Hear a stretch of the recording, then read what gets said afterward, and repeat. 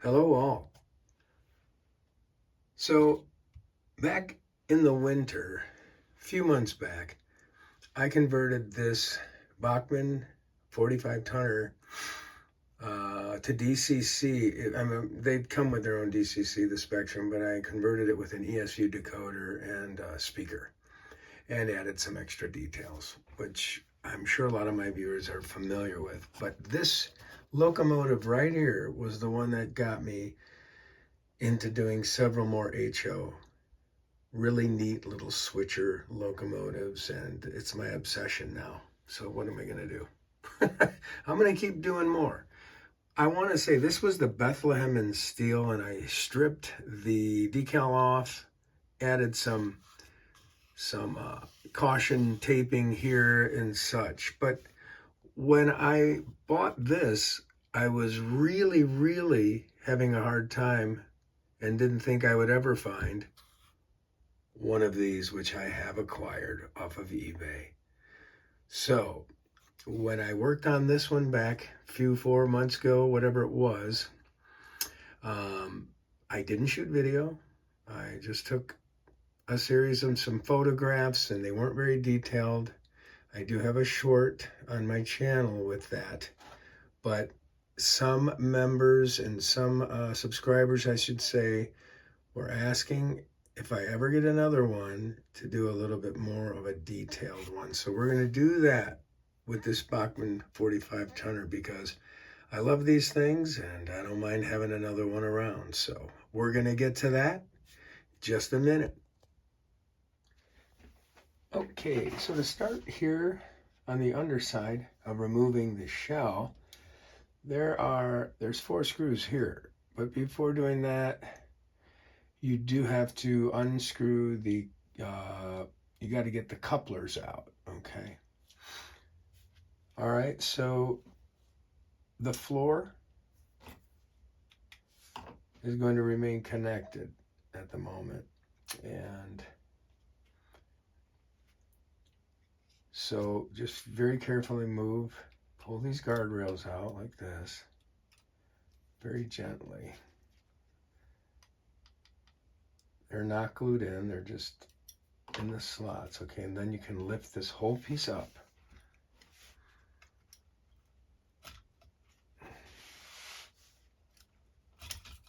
Got it. A little bit of force. Okay, let's put this aside. And here is your main board.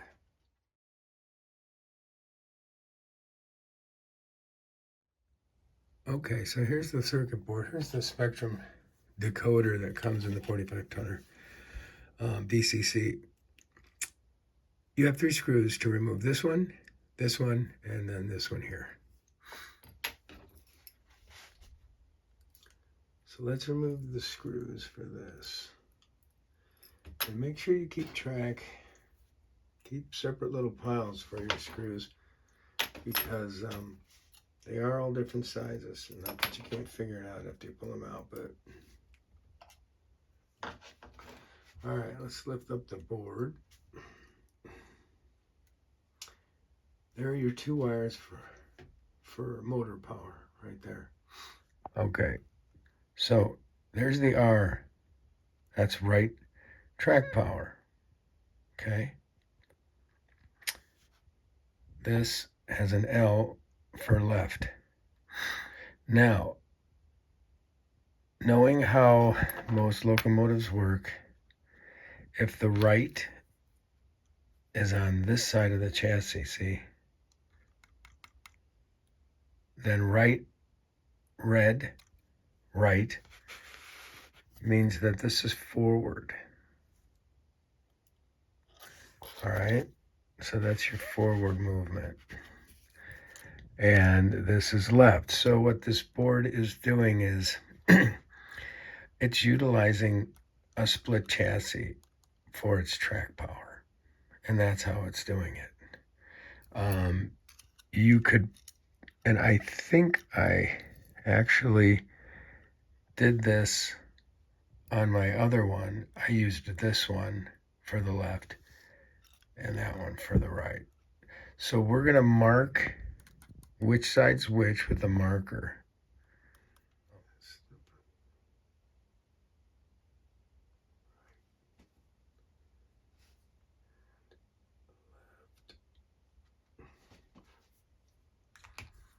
So you got a right and a left. Next, we're just going to cut these guys right off. We'll be good to go. Like so. Okay. All right. And there is your board.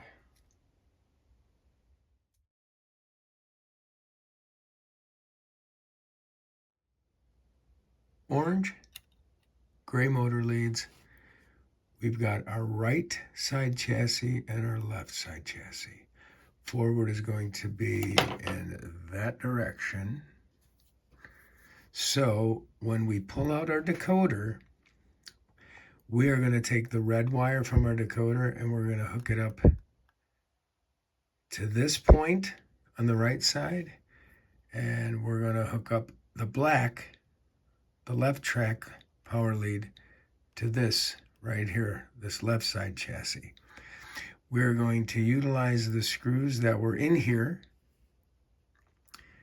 By what we're going to do is I'm going to cut a small, I have scrap pieces of metal, and this is how I've done the 44 tonners in N scale. They have a very similar, much smaller than this even, way of using the chassis for left and right track power. So on those, I've cut a small piece of metal, drill a little teeny hole through it, and we use that little piece of metal and we screw that little piece of metal in here and making sure it stays flush with the walls here, so our body goes back on. So I'm going to take you through that process. We're going to put a little piece of metal here, we're going to screw it on, then we're going to put solder on it, and we're going to attach that track wiring to this. Okay? And at the same time, we'll be attaching these two wires to the gray and the black motor wires just to get ourselves started. All right, that's what we're looking at. Tell you what we'll do. Okay, these are tightened in there pretty good. Make sure they're very tight, okay? All right, let's try that. And once again, be careful of your guardrails. Yes. So that's how you check, make sure your metal pieces are functioning, working well. Okay. Let's get this back out. Let's do it this way. And then this way. Okay. Really don't want to destroy those rails, but I'm trying to stay away from them as best as possible. Okay, so definitely we got this guy in there. That's gonna go that way. Okay, now let me show you close up. Okay, so as I said, whatever metal you can figure on using here. I grabbed some scrap pieces that already had holes drilled through them and just trimmed them down the best I could. So this is going to be where we hook up our left and our right track power. We're going to put solder on those. We're going to connect those wires. Let's prepare these guys too, and we'll be back. Okay, so track power, track's hooked up. Black's over to the left side on our piece of metal. Right is right in here. Sorry, right here. And then we have our orange connected to our orange. Remember, this is the orange from the locomotive. This is the orange from the decoder. And flip it around. We've got gray from the decoder connected to the gray of the locomotive that came. Those are the wires that came with it. Disregard the other bunch is pulled back. We're only concentrating on red, black, motor, orange, and gray. Let's test this. Okay, so she's running. All right. Now, right now, my controller for NCE says it is running in reverse when it should say forward.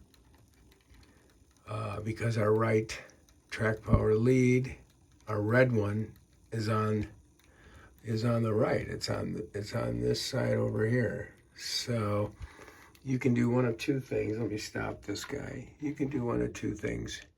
You can swap your orange and your gray wires. Just swap those and it'll work just fine. Or if you have a lock sound programmer, as I do, you can switch it there. But since I'm just temporarily have these soldered together right now and I'm going to shorten the wires, I'm just going to swap out and I'm going to do the orange to the gray and the gray to the orange.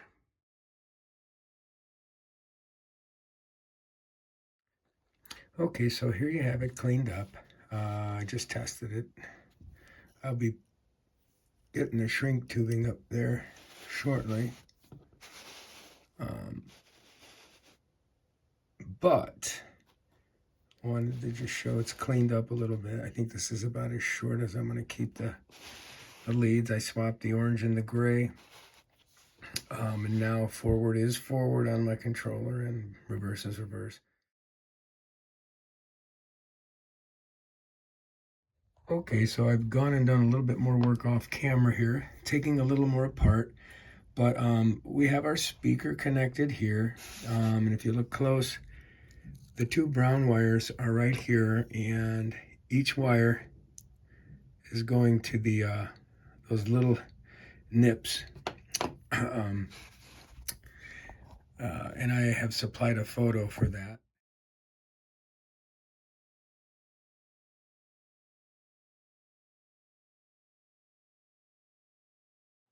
Okay, so I've added a few more details before we get into the weathering stages.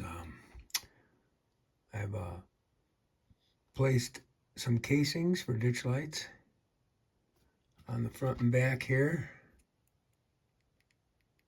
You can see the holes go all the way through. So we can thread our LEDs, hopefully, and that'll work, hopefully. And then over here, we've added some detail. Painted silver the wipers, put a little dark wash over the wipers and the smokestack things here. I put in a beacon housing, little antenna, firecracker antenna up there, and a horn, and some decals, and we are ready for weathering these guys. The next step will be to mask off the windows and the light housings. We'll mask all those out very carefully with Mask All, which is right over here. And once that's done, we can start hitting both of these pieces with a flat clear coat so that we can have a good adhered surface to start applying chalk weathering.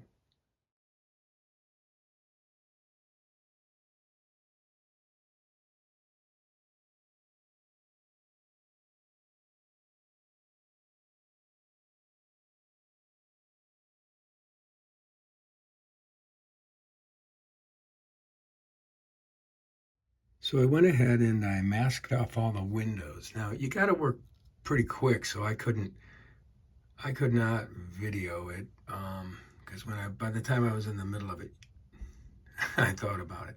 But you can see on this side here, this is kind of what's left and drying. Okay, but here, let me show you. So if you look at where it's the the thickest purple, like, okay, right there, okay, where you see it's purple, completely purple, is what I had over the entire windows before it started drying. That's about, it's not that you need to go thick, you just want to make sure that purple coverage is all across whatever it is you want to mask, okay?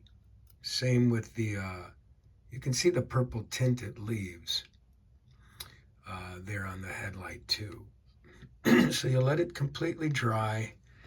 I usually go about 15 or so minutes. I can't recall what the bottle says, but it dries pretty quick. So I applied the flat coat, pretty generous amount, and then I went back with some chalks and did a little bit of light weathering in the crevices.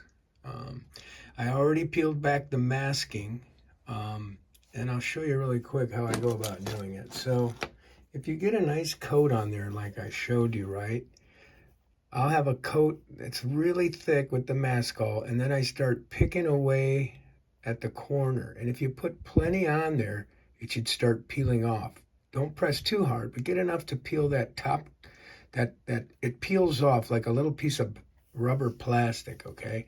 So you hit the corner with a toothpick very lightly, try to get it loosened, and then come back with your tweezers and pull the rest off. It should just come right off, okay? So that's the idea. But here we've got some little weathering going. We darkened in the vent here, the little grill. I'm going to go back and add some highlighted features to some of the darks underneath here, and we still have to do the trucks. But it's going well. I like the way it turned out. I didn't want to get too heavy handed with this guy. So what I did was I did a little bit of light chalk on the top of a white chalk, and then a grimy, greasy black over the rest. And that's how I achieved this. And then after you're done, do light coats. Don't come right in on your chalk coat close up with your flat clear coat spraying on it. The blacks will be okay. The grimy blacks will be fine, but those whites, you'll lose the whites. So you have to hit it with light coats. And then, you know, if you lose some of that grayish tone that you wanted on the top, come back, hit it with a little more white chalk, and then spray over it again carefully so you can keep that look. But there you have it. So I went ahead and I've done some weathering here. Added some rust to our couplers. And a little more darker shade in our grill here.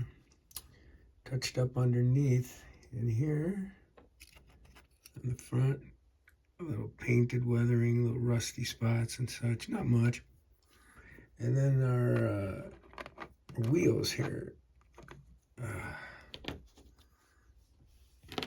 little dust and grease in them, with some rusting out coils in there a little bit.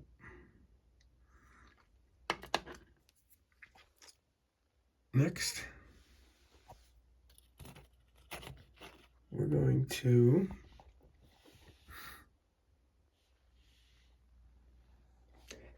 finish up the wiring for the lighting.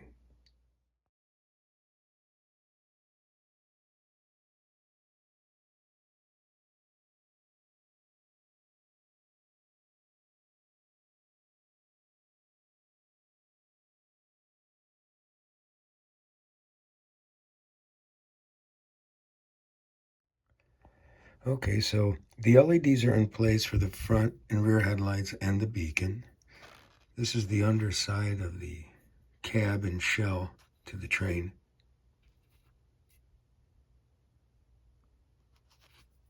So I'm using this stuff. This is the putty I'm using. This putty does not dry out, and it works like glue. So holds everything in place. Okay, that's the underside, and then if we flip it over carefully, we've got the beacon all set in place there. Okay, and we're just gonna be putting that little guy over it in a little bit. So the top half has the LEDs in place. Now I'm going to work in positioning the ditch light LEDs, which are going to go right in those two black round cylinders on both the front and the back. And they'll run underneath. And then I got to figure out exactly where on here to drill a hole to run and thread them up to come alongside the chassis. So, all right.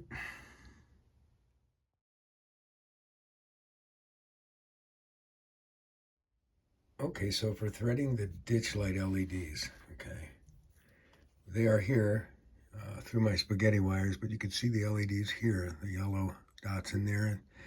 And then underneath, we're just using some putty to hold them in place, tape to hold them up to clear the trucks, like so. Okay. And from the top, they kind of slip up through here. You can see me holding the wires for one side. And then on the other, they come in through there. And they should tuck right when this piece goes on. There's a little area right in here, if you can see that. That little area should be right where these wires slip up underneath the cab. And they're going to run up to the side like that, okay?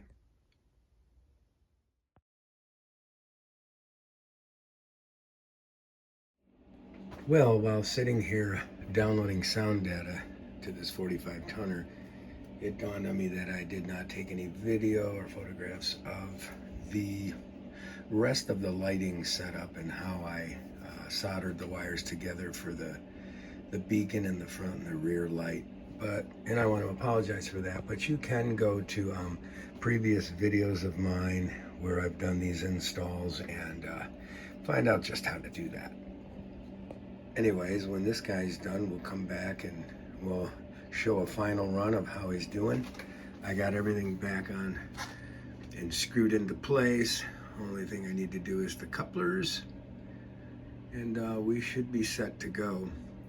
I'm still waiting on a few lens caps for these ditch lights, because right now they're just exposed LEDs, but those probably won't be in till later in the week. But we will come back shortly. All right, well, here's our 45 tonner all decked out and completed. Now let's take a look. The only thing you will notice is that the LEDs for the ditch lights are going to be a bit bright. I'm still waiting on the little plastic lenses to cover those up.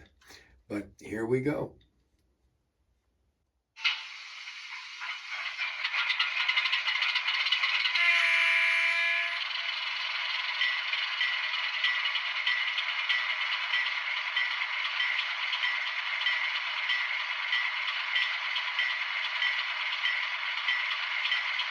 All right, let's take it for a ride.